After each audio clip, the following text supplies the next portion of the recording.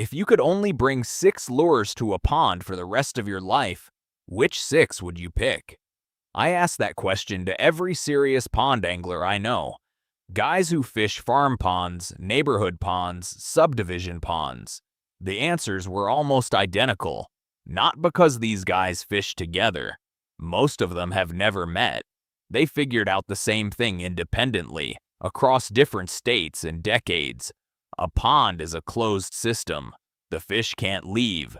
They see the same lures every weekend from every bank fisherman and kayak that shows up.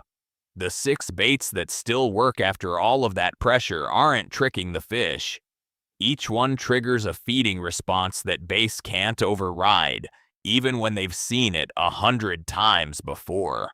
A crankbait that's been thrown at them 1,000 times still looks like a wounded bait fish when it deflects off a rock.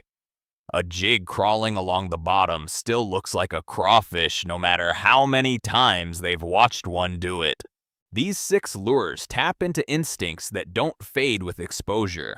That's why the same guys pull fish out of the same ponds year after year while everyone else blames the heat or the cold or the time of day. And the last one, the compact jig, is the reason some guys pull 5-pounders out of ponds where everyone else swears there's nothing big swimming in there. The Wacky rigged stick worm is the single most effective pond lure ever made. That's not an opinion. Ask any guy who fishes ponds seriously, and this is the first bait he reaches for when nothing else is working. The setup is almost embarrassingly simple. Take a 5-inch straight stick worm, hook it through the middle with a small weedless hook, and cast it near any visible cover. That's it. No weight, no fancy rigging, no special rod. The magic is in the fall. When that worm sinks, both ends flutter independently, creating a subtle quivering action that looks like a dying baitfish or a drowning worm struggling in the water column. Baits that have ignored crankbaits, spinnerbaits, and every other bait in your box will eat a wacky rig on the fall because the movement is too natural to refuse. The key is patience. Cast it out, let it sink on a slack line, and watch where the line enters the water. If the line twitches or moves sideways, set the hook. Most bites happen in the first 10 seconds while the bait is still falling. That means you need to be paying attention the instant it hits the surface. In a pond with any kind of fishing pressure, this lure will outfish everything else in your box by a margin that feels unfair. I've watched a 5-inch stick worm outfish $15 crankbaits on ponds where nothing else was producing a single bite. The soft plastic costs about 30 cents. Throw it next to any visible structure, whether that's a fallen tree, a dock post, a patch of lily pads, or just a shadow line along the bank. Pond baits hold tight to anything that provides shade or ambush cover, and a wacky rig falling slowly past their face is almost impossible for them to resist. The only downside is that wacky rigging tears through soft plastics faster than a Texas rig, because the hook sits in the middle of the bait where it flexes the most. You'll go through more worms per trip. At 30 cents each, that's a trade worth making every single time. If you're getting short strikes where the fish nips the tail but doesn't commit, move the hook slightly off-center toward the heavier end of the worm so it sinks at a slight angle.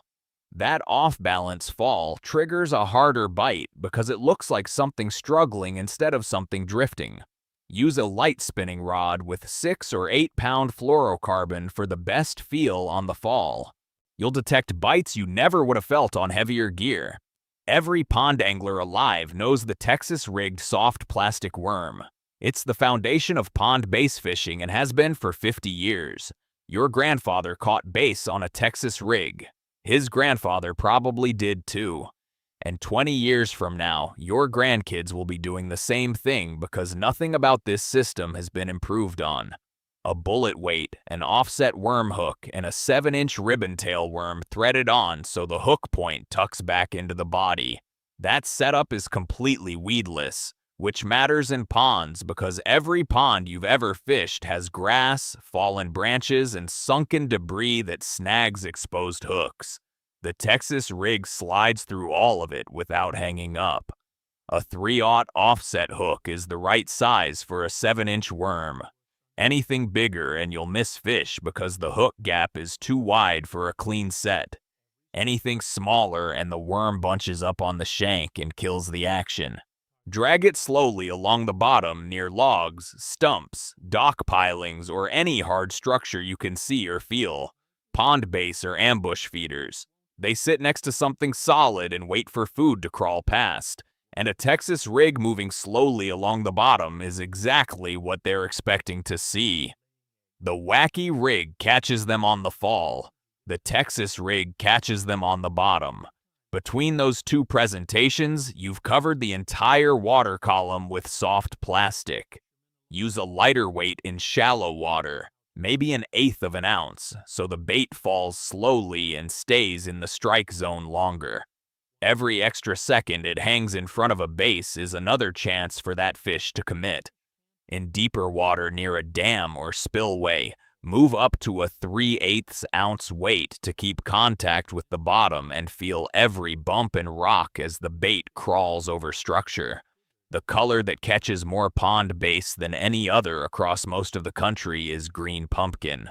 It imitates crawfish, small bait fish, and water dog larvae all at once without committing to any single forage profile. If the water is stained or muddy, switch to black and blue. 2 colors. That's the entire soft plastic color strategy for pond fishing. Don't overthink it. One more thing about the Texas rig that matters specifically in ponds. Most pond banks have a gradual slope from the shore to deeper water. Base sit along that transition line where shallow meets deep, usually around 3 to 5 feet. Drag your Texas rig from shallow to deep, not the other way around. When the worm comes from the bank side and drops off that little ledge, it mimics a crawfish that just crawled off a rock into open water. That's the moment bass commit, where the stickworm and the Texas rig are slow, deliberate, and subtle. The spinnerbait is a search tool that covers water fast and tells you where the fish are holding. I ignored spinnerbaits for years because they look too simple, too old-fashioned, like something you'd find in a bargain bin at a gas station. That was my ego talking, not my tackle box. A spinnerbait covers water faster than any other lure on this list. Cast it out, reel it back, and the spinning blades create flash and vibration that bass can detect from 10 feet away through their lateral line. Even in water they can barely see through. In a muddy farm pond after a rain, a white spinnerbait with a gold Colorado blade is one of the only lures that still produces, because the fish are finding it by feel, not by sight. The vibration from that blade pushes a pressure wave through the water that pond bass are wired to chase before they even identify what's causing it. The other advantage in ponds is that a spinnerbait is nearly snag-proof. The wire arm deflects off branches, grass, and stumps the same way a Texas rig slides through cover, but at 3 times the speed.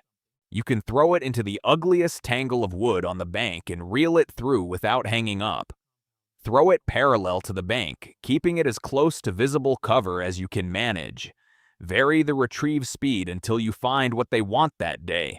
Slow rolling it just above the bottom works on cold days when the fish are sluggish and sitting deep. Burning it fast just below the surface works when the water is warm and the fish are aggressive and willing to chase. On days when you can see bass chasing bait fish along the bank, the spinnerbait is the first lure you should pick up because it matches that aggressive energy and covers the area before the fish scatter. A 3/8 ounce spinnerbait with a white or chartreuse skirt handles 90% of every pond situation you'll face.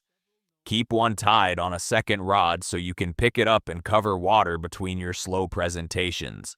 One technique that works especially well on ponds is the slow roll along the dam face. The dam is usually the deepest part of the pond, and bass stack up along that wall in summer and winter. Drag a spinnerbait slowly along the bottom of the dam, keeping the blades barely turning. That slow thump is irresistible to base holding in deeper water that won't come up to chase anything fast. If you're picking up something useful, subscribe. We put out more of these every week. The squarebill crankbait is the lure that bounces off everything like a pinball that catches fish. Most ponds are shallow, rarely deeper than 8 or 10 feet, and the banks are lined with laydowns, rocks, stumps, and chunks of concrete that somebody dumped there 30 years ago. A squarebill is designed for exactly this kind of water. The square-shaped lip causes the bait to deflect sharply off hard objects instead of digging in and snagging. That erratic deflection is what triggers a reaction strike from base that weren't actively feeding. They see something slam into a log and dart sideways, and instinct takes over before the brain says no. This is the lure for fish that won't eat a worm or chase a spinnerbait. They aren't hungry, but they'll react to something erratic in their space. Fish a squarebill on a medium-action rod with monofilament line, not fluorocarbon. Mono has stretch, and that stretch serves two purposes in pond fishing. It gives the crankbait a wider wobble during the retrieve, and it acts as a shock absorber when a base hits at close range. In ponds, close-range strikes happen constantly because the casting distances are short and the fish are sitting tight to cover. Don't set the hook with a hard sweep like you would on a jig. The treble hooks on a crankbait do the work for you. Just keep reeling when you feel the weight and the rod will load up on its own. A hard hook set with treble hooks usually rips the bait right out of the fish's mouth. Crank it down to the bottom, bounce it off anything hard you can find, and pause for a full second after every deflection. That pause is where most of your strikes will happen. The base mistakes the stalled bait for a stunned baitfish that just hit a rock and is sitting there dazed. 1 second of nothing after each impact. That's the difference between a follow and a committed strike. A crawfish-colored squarebill in the 2 to 4 foot depth range is the single most productive crankbait pattern on American ponds. One lure, one color, one depth. It covers more water and triggers more reaction strikes than most guys give it credit for. If you only own one hard bait for pond fishing, make it a squarebill in a crawfish pattern. Tie it on when the worms in the spinner bait aren't getting bit, and the fish need something sudden and erratic to react to. Now here's the one that people argue about the least, and I think that's because it connects to something deeper than catching fish. If I'm being honest, the topwater popper isn't the most efficient lure on this list, but it's the one that makes you fall in love with pond fishing all over again. And a guy who loves being on the water fishes more often, and a guy who fishes more often catches more fish. Period. A small popper thrown against a calm pond surface at 6 in the morning is one of the purest things in freshwater fishing. The cupped face pushes water forward and creates a blooping sound that imitates a small frog, a struggling insect, or a wounded bait fish flipping on the surface. Base can't resist investigating. The strike is visual, explosive, and happens right in front of you. That kind of action is addictive in a way no subsurface bite can match. Work it slow. Pop it once, then let the rings spread until the water goes completely flat again. Count to 5 in your head, then pop it again. That wait between pops is the hardest part because every instinct in your body says work it faster, cover more water, keep it moving. Resist that instinct. The pause sells it. On calm mornings and just before dark, a popper outfishes subsurface lures because pond bass patrol the shallows looking up during low-light conditions. Their eyes are built to spot silhouettes against the sky, and a popper sitting still on the surface is the perfect target. In muddy water after a hard rain, put the popper away and throw the spinner bait or the Texas rig instead. Topwater needs the fish to see the surface, and heavy stain kills that visibility. But on the right morning, on a quiet pond with mist still sitting on the water, nothing in all of fishing comes close to that first blow-up. A bone-colored or frog pattern popper in the 2 to 3 inch size range covers most pond situations. Keep it small. Pond baits are used to eating frogs, insects, and small bait fish on the surface, not 6-inch walking baits designed for tournament fishing on big reservoirs. The small popper matches what they see every day, and that familiarity is what gets them to commit without hesitation. This last one is the lure I mentioned at the beginning, and it's the one that separates casual pond fishermen from the guys who consistently catch the biggest bass in any body of water. A compact jig, 3/8 ounce or smaller, with a chunk or craw trailer is the most effective big bass lure in pond fishing. The reason comes down to biology. A jig imitates a crawfish, and crawfish are the highest calorie forage available in most ponds. Big bass didn't get big by chasing minnows across open water. They got big by eating the densest food source with the least amount of effort, and a crawfish crawling along the bottom next to a rock or a stump is exactly that meal. The jig also works 12 months a year. In the spring, bass are on beds near the bank, and a jig flipped into a nest triggers an aggressive defensive strike. In summer, they're holding in shade under docks and laydowns. In fall, they're feeding hard along rocky banks. In winter, they're sitting deep near the dam. The jig goes to all of those places. Flip the jig tight to cover. Don't cast it 30 feet and swim it back. Pitch it right to the base of whatever structure you're targeting and let it sink to the bottom on a slack line. When it hits, lift the rod tip about 6 inches. Let it fall back. Lift again. Let it fall. That lift and fall motion imitates a crawfish hopping along the substrate, and the rubber skirt flares open on every fall in a way that makes the bait look twice its actual size for a split second before collapsing back down. That flare is the trigger. Bass sitting on the bottom see the skirt bloom open and they react before thinking. The jig catches fewer fish than the stickworm or the spinnerbait on any given day. That's a fact you need to accept before you tie one on. But the fish it catches tend to be the ones you talk about for years. A brown or green pumpkin jig with an orange or brown craw trailer imitates the natural crawfish color pattern in almost every pond in the country. Skip it under docks, pitch it to laydowns, drag it along riprap near a dam. The jig goes where other baits can't reach and catches the fish that have refused everything else in your box. If you're new to jig fishing, start with a 3/8 ounce in a pond with visible cover and just pitch it to anything that looks like a bass might be sitting next to it. You won't get many bites, but when you do, you'll understand why guys who fish jigs in ponds don't bother telling anyone about it. The fish are bigger, the bites are heavier, and the fight is personal because you're in close quarters on every cast. A pond is a small world. The bass in it have limited space and limited food. These 6 lures cover every depth, every speed, every feeding mood, and every piece of structure a pond can offer. The stickworm and Texas rig work when the fish are calm and willing to eat something slow. The spinnerbait and squarebill work when you need to find them fast or trigger a reaction. The popper works when they're looking up. The jig works when you want the big one.